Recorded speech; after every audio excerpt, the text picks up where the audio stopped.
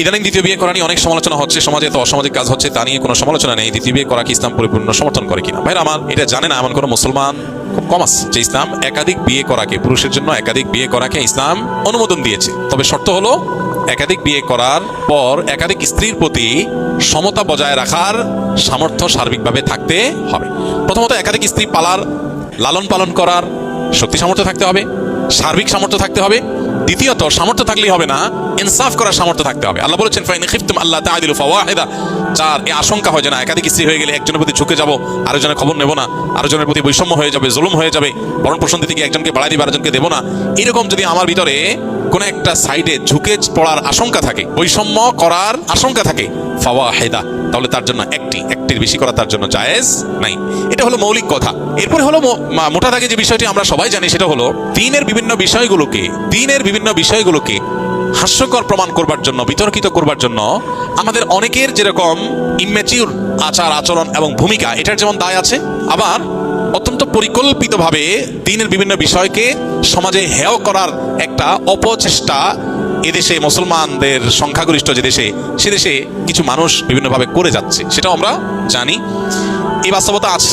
একটা সময়, আজ থেকে আপনি 30 বছর 40 বছর আগের বাংলাদেশের বাস্তবতা যদি দেখেন, তো একাধিক বিয়ের ঘটনা গ্রামে গঞ্জে শহরে অহরহ হয়েছে। অনেক বড় বড় গুরুত্বপূর্ণ ব্যক্তি, দুনিয়াদার ব্যক্তি, সাধারণ শিক্ষিত মানুষজন তাদের মধ্যে ব্যাপকভাবে বা অনেক বেশি পরিমাণে ছিল। সেটা নিয়ে সমাজে কোনো উচ্চবাচ্য হয় নাই এবং ব্যর্থ হয় সেরকম দেখা যায়নি। এখন একাধিক বিয়ে করে একজন স্ত্রীকে নিয়ে পড়ে থাকা, আরেকজনের খোঁজখবর না নেওয়া, এরকম বৈষম্যমূলক অনাচার যেরকম হচ্ছে, এটা যেমন সত্য, আবার এটাকে কালার করার জন্য তিলরে তাল বানিয়ে রংচং মেখে এটাকে প্রচার করার একটা অপচেষ্টাও আছে। আমাদের সতর্ক থাকতে হবে, আমাদেরকে দায়িত্বশীল আচরণ করতে হবে। অনেক সাধারণ মুসলমান আছেন প্রপাগান্ডার মধ্যে পা দিয়ে ফেলেন, এবং অনেক সময় দেখা যায় আমরা নিজেরা এগুলোর কারণে ভুল সিদ্ধান্তে উপনীত হই।